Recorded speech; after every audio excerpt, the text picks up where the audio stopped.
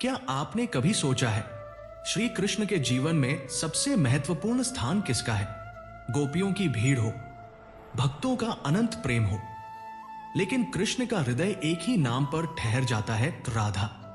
आज हम जानेंगे वो रहस्य जब ब्रजभूमि ने पहली बार राधा रानी की झलक पाई और क्यों उनका जन्म साधारण नहीं बल्कि एक दिव्य घटना था।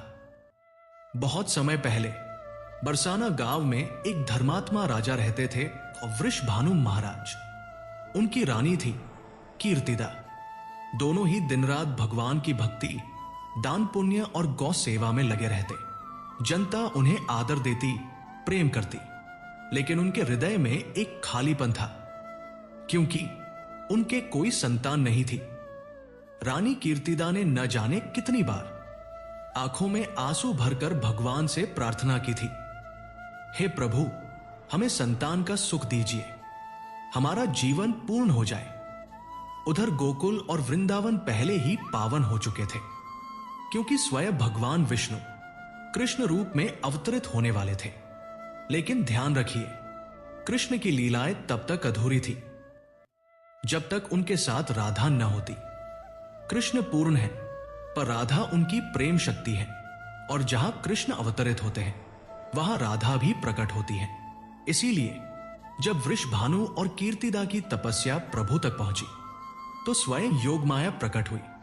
उन्होंने कहा, रानी कीर्तिदा, तुम्हारे गर्भ से एक अद्भुत कन्या जन्म लेगी, वही राधा कहलाएगी, वही ब्रज की शोभा बनेगी और वही कृष्ण की अनंत लीलाओं की आधारशिला होगी। फिर आया वो शुभ दिन। बरसाना की सुबह उस दिन कुछ अलग थी। पक्षियों की चहचहाट पहले से मधुर लग रही थी, फूलों से सुगंध बरस रही थी और आकाश दिव्य प्रकाश से जगमगा रहा था। और उसी क्षण रानी कीर्तिदा ने एक कन्या को जन्म दिया। लेकिन आश्चर्य की बात यह थी, वो कन्या साधारण नहीं थी। जन्म लेते ही उसके शरीर से दिव्य आभा निकल रही थी। पूरा बरसाना आनंद में डूब गया। लोग कहने लगे, राजा वृषभानु धन्य हो गए, रानी कीर्तिदा धन्य हो गई, ये कन्या ब्रजभूमि की शोभा बनेगी। परंतु इस खुशी के बीच एक रहस्य भी था। कन्या राधा रानी की आंखें बंद थी, जैसे किसी गहरे रहस्य में छिपी हों। वैद्य बुलाए गए, मंत्रोच्चार हुआ, पर राधा की पलकें किसी को दर्शन देने को राजी नहीं हुई। राजा वृषभानु जी गहरी चिंता में डूब गए। वे बार बार सोचते, हे प्रभु, ये कैसी लीला है? क्या मेरी कन्या जीवन भर अंधकार में ही रहेगी? लेकिन उन्हें क्या पता था, यह कोई साधारण घटना नहीं, बल्कि स्वयं श्री कृष्ण की दिव्य योजना थी। क्योंकि राधा रानी तब तक अपनी आंखें नहीं खोलने वाली थी जब तक उनके नयन पहली बार अपने प्रियतम नंदलाल कृष्ण का दर्शन न कर ले। कुछ समय बाद बरसाना में उत्सव का माहौल था। नंद बाबा अपने नन्हे कृष्ण को लेकर वृषभानु जी के महल पहुंचे। सारा महल गूंज उठा हंसी खुशी से। हर कोई कृष्ण को देखकर मुग्ध हो गया। और फिर जब नन्हे कृष्ण को राधा जी के शयन कक्ष में लाया गया तो कुछ अद्भुत घटा। राधा, जो जन्म से ही बंद नेत्रों से लेटी थी, अचानक उनके कानों में बांसुरी की मधुर तान गूंजी। धीरे धीरे उनके नन्हे नेत्र खुलने लगे और उन्होंने जिस पहले स्वरूप को देखा वो कोई और नहीं बल्कि नंदलाल श्री कृष्ण ही थे। उस क्षण से राधा और कृष्ण का बंधन इस सृष्टि के हर रिश्ते से परे एक शाश्वत और दिव्य बंधन बन गया। बरसाना और गोकुल दोनों में जैसे दोहरी खुशी छा गई। लोग कहते, ये दोनों बच्चे साधारण नहीं हैं, इनके जन्म से ही ब्रजभूमि में आनंद और आभा फैल गई है। गोपियां आपस में कहती, राधा और कृष्ण का मिलन कोई साधारण संयोग नहीं, ये तो स्वयं भगवान की योजना है। धीरे धीरे राधा जी बड़ी होने लगी। उनकी मुस्कान, उनकी चाल, उनकी करुणा, सब कुछ अलौकिक था।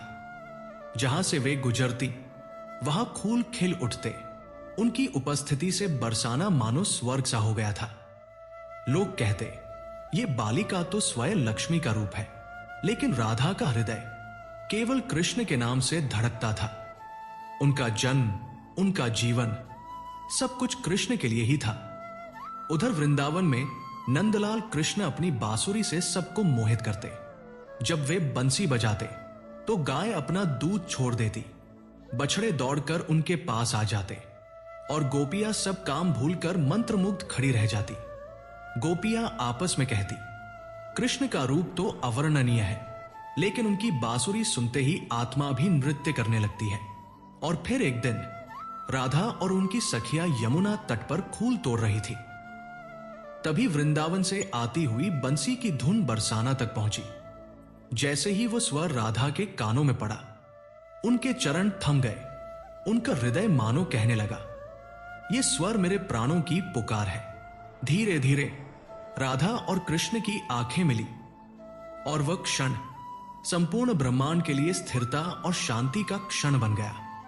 राधा और कृष्ण का प्रेम ये कभी साधारण सांसारिक प्रेम नहीं था।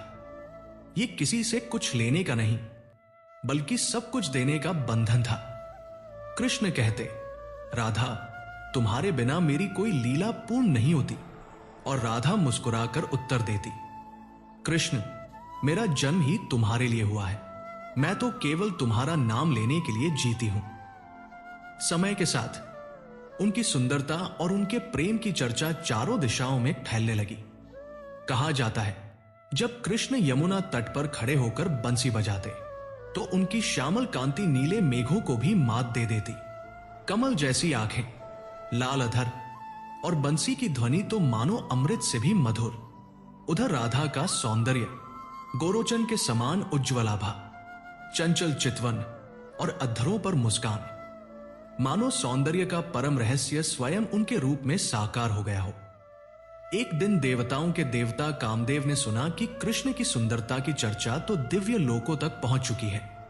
वे सोचने लगे, मैंने त्रिलोक की सबसे सुंदर रूपों को देखा है, परंतु इस कृष्ण के रूप को देखने का समय आ गया है। कामदेव वृंदावन में उतरे। कृष्ण उस समय कदम वृक्ष के नीचे खड़े होकर बांसुरी बजा रहे थे। जैसे ही कामदेव ने कृष्ण का दर्शन किया, उनकी आंखें ठहर गई। श्यामवर्ण पीतांबर, सिर पर मोर मुकुट और उस पर बांसुरी की मधुर ध्वनि, कामदेव का हृदय कांप उठा। कुछ ही क्षणों में वे मूर्छित होकर गिर पड़े। देवगण चकित हो उठे। अगर कामदेव स्वयं कृष्ण के रूप से मुग्ध होकर बेहोश हो सकते हैं, तो सोचो राधा रानी, जो स्वयं प्रेम और सौंदर्य की पराकाष्ठा है, उनकी छवि कितनी अद्भुत होगी। गोपियां भी यही कहती, अगर नंदलाल इतने सुंदर है तो हमारी राधा कितनी अनुपम होंगी। क्योंकि कृष्ण का रूप राधा में प्रतिबिंबित होता है। जैसे चांद और उसकी चांदनी, वैसे ही कृष्ण और राधा का संगम है। धीरे धीरे राधा कृष्ण के प्रेम की गाथाएं केवल ब्रजभूमि तक सीमित नहीं रही, बल्कि देवलोक तक गाई जाने लगी। देवता भी कहते, यह प्रेम सांसारिक नहीं, यह आत्मा और परमात्मा का मिलन है। एक रात वृंदावन की पवित्र पूर्णिमा, आसमान में चांद चमक रहा था। कृष्ण ने अपनी बांसुरी उठाई और एक मोहक धुन छेड़ दी। उस ध्वनि को सुनते ही गोपियां अपने अपने घरों से दौड़ पड़ी। राधा भी उस पुकार से खिंचकर आ गई और वही आरंभ हुई रासलीला, जो आज भी ब्रजभूमि की आत्मा मानी जाती है। गोपियां कहती, कृष्ण हमारे संग है, अब जीवन पूर्ण है। परंतु कृष्ण की आंखें बार बार केवल राधा को ही देख रही थी, मानो सारे ब्रह्मांड में बस वही एक चेहरा हो जो उन्हें पूर्ण बना रहा था। लेकिन एक बार रास के दौरान राधा ने देखा कि कृष्ण हर गोपी के साथ समान प्रेम दिखा रहे हैं। उनके हृदय में मान आ गया। वे रास मंडल छोड़कर यमुना किनारे चली गई। जब कृष्ण ने यह देखा तो वे तुरंत सभी गोपियों से अदृश्य होकर राधा की खोज में निकल पड़े। जंगल में जाकर उन्होंने राधा के चरण पकड़ लिए और कहा, राधे, तुम्हारे बिना मेरा कोई रास पूर्ण नहीं। तुम ही मेरी आत्मा हो, तुम्हें छोड़कर मैं अधूरा हूं। राधा की आंखें आंसुओं से भीग गई और उन्होंने कृष्ण को गले लगा लिया। समय बीतता गया, पर राधा कृष्ण का प्रेम और गहरा होता गया। राधा ने कभी कृष्ण से कुछ मांगा ही नहीं। उनकी सबसे बड़ी चाहत बस यही थी कि कृष्ण सदा मुस्कुराते रहे और उनका नाम सदा मेरे अधरों पर रहे। कृष्ण भी कहते, राधा, तुम्हारा प्रेम मुझे याद दिलाता है कि मैं कौन हूं। तुम्हारे बिना मेरी कोई पहचान नहीं। कामदेव, जो पहले कृष्ण का रूप देखकर मूर्छित हो गए थे, अब राधा के दर्शन करने आए। जैसे ही उन्होंने राधा को देखा, उनकी आंखें ठहर गई और वे बोले, अगर कृष्ण रूप के स्वामी हैं तो राधा प्रेम की अधिष्ठात्री है। कृष्ण का सौंदर्य पूरा ब्रह्मांड मोहित कर देता है, लेकिन राधा का सौंदर्य स्वयं कृष्ण को भी बांध लेता है। यह सुनकर देवगण तक प्रणाम करने लगे। बरसाना और वृंदावन की गलियों में राधा कृष्ण ने अनगिनत लीलाएं की। कभी कृष्ण राधा और सखियों का मार्ग रोक लेते, मटकी फोड़ देते, तो कभी राधा अपनी सखियों संग मिलकर कृष्ण को छेड़ती और उनकी बांसुरी छिपा देती। इन सब लीलाओं में था प्रेम का रस, निर्मल, निस्वार्थ, जहां कोई अपेक्षा नहीं, कोई स्वार्थ नहीं। होली का उत्सव आया। कृष्ण ने पिचकारी उठाई और राधा पर रंग डाल दिया। राधा ने भी गुलाल उठाया और कृष्ण के गालों पर मल दिया। पूरा ब्रज गा उठा, राधे कृष्णा, राधे कृष्णा। पर यह केवल एक खेल नहीं था, यह उस शाश्वत सत्य का प्रतीक था कि राधा और कृष्ण एक दूसरे में किस तरह रंग चुके थे। राधा कृष्ण का प्रेम कभी विवाह या सांसारिक बंधन में नहीं बंधा। यह प्रेम आत्मा और परमात्मा की गहराई था। कृष्ण कहते, राधा, प्रेम का अर्थ है देना, बिना कुछ पाने की इच्छा किए। और राधा मुस्कुराकर कहती, कृष्ण, अगर प्रेम में चाहत आ जाए तो वो सौदा बन जाता है। मैं तुम्हें चाहती नहीं, मैं तो तुम्हारी पूजा करती हूं। धीरे धीरे समय आया। कृष्ण को मथुरा जाना था। कंस वध का समय निकट आ चुका था। यह सुनकर राधा का हृदय कांप उठा। उन्होंने कहा, स्वामी, अगर आप चले गए तो मेरा क्या होगा? कृष्ण ने उनका हाथ थाम कर कहा, राधा, तुम मेरे प्राणों में बसी हो। मेरा शरीर चाहे मथुरा में रहे, पर मेरी आत्मा सदा तुम्हारे साथ रहेगी। राधा ने आंसुओं को रोककर कहा, मैं जानती हूं कृष्ण, तुम्हारा जन्म केवल मेरे लिए नहीं, पूरे ब्रह्मांड के लिए हुआ है। मुझे तुमसे कुछ नहीं चाहिए, बस इतना वचन दो कि तुम मुझे कभी अपने हृदय से अलग नहीं करोगे। कृष्ण ने उत्तर दिया, राधा, तुम ही तो मेरा हृदय हो, तुम्हें अलग कैसे कर सकता हूं? बरसाना की गलियां उस दिन उत्सव से सजी थी। सिंह द्वार सजाया गया था, नगाड़े बज रहे थे, दीपक जल उठे थे, परंतु वृषभानु महल के भीतर राधा का हृदय अशांत था।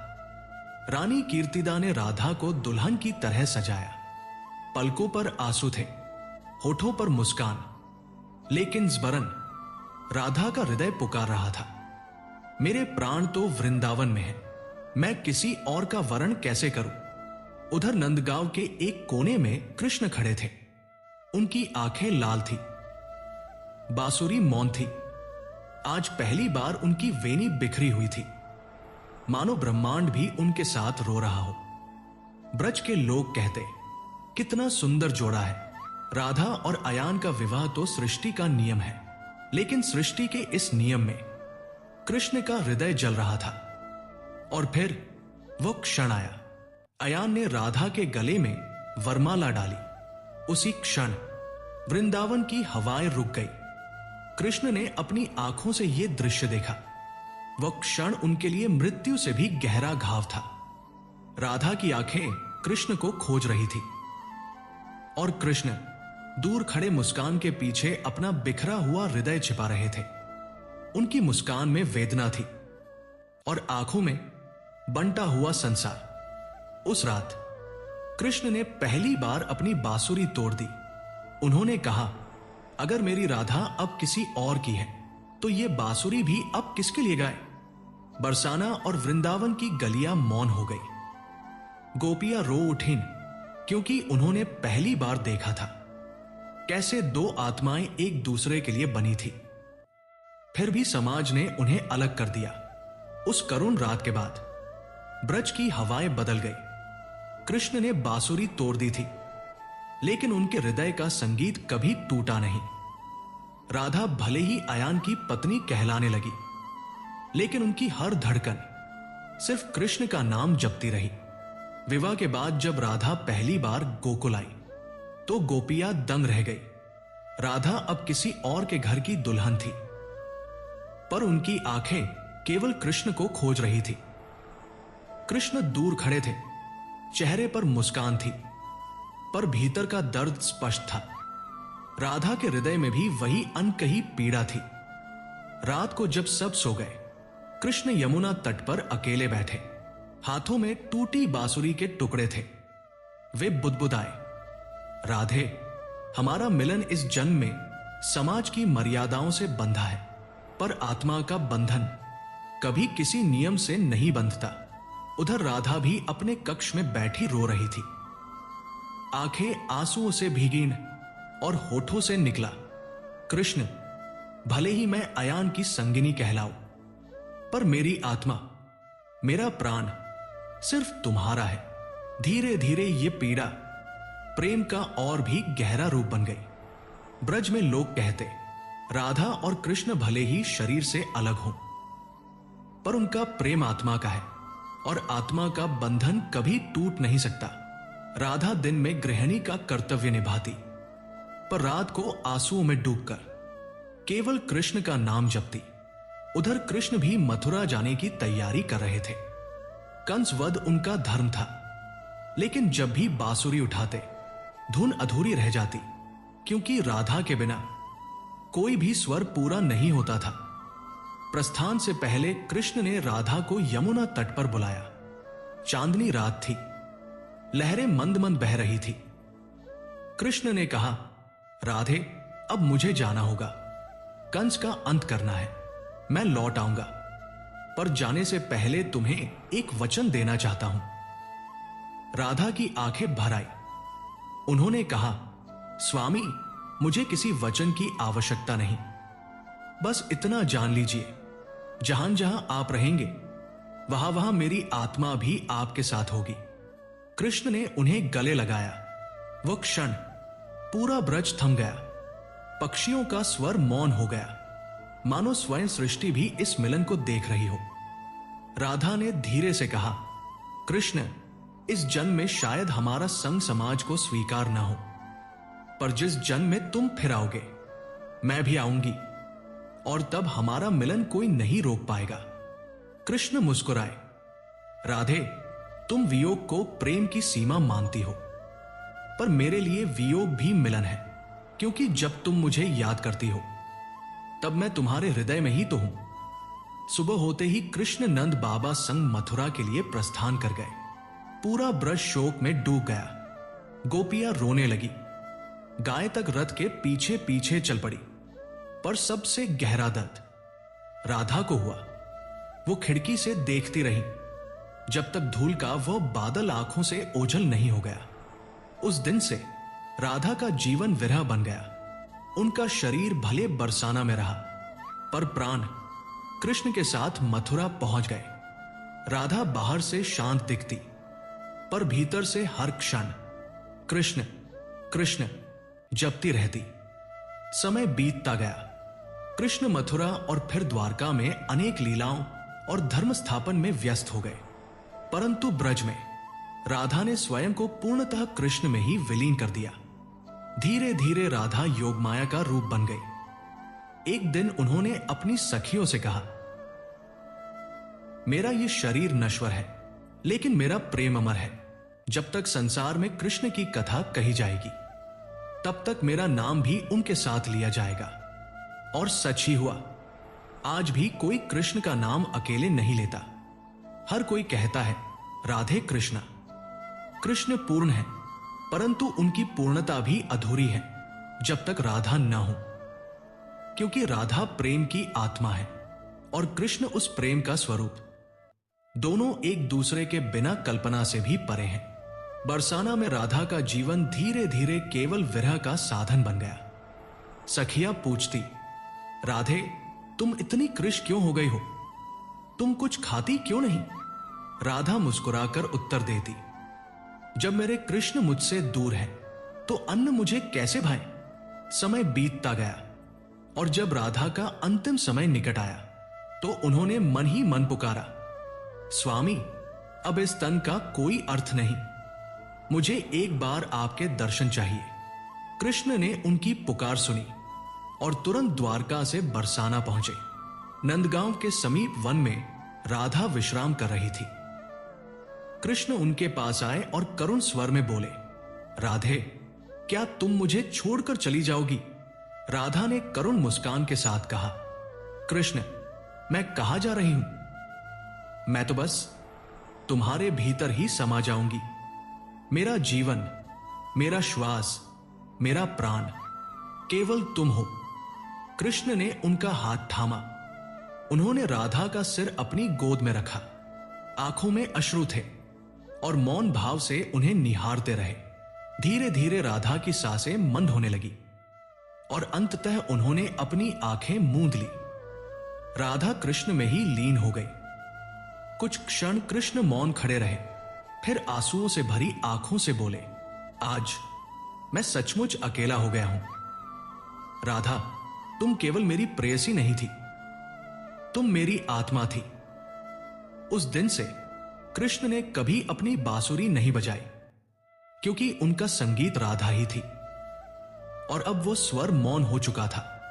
इसी कारण आज भी कोई अकेले कृष्ण को नहीं पुकारता। हर कोई कहता है, राधे कृष्णा, क्योंकि कृष्ण अधूरे हैं राधा के बिना और राधा अधूरी है कृष्ण के बिना। यह प्रेम कथा हमें सिखाती है, सच्चा प्रेम स्वार्थ और अपेक्षा से परे होता है। राधा ने कृष्ण से कभी कुछ नहीं मांगा और कृष्ण ने राधा को कभी अलग नहीं माना। इसीलिए उनका प्रेम सदा के लिए अमर और शाश्वत है। राधे कृष्णा।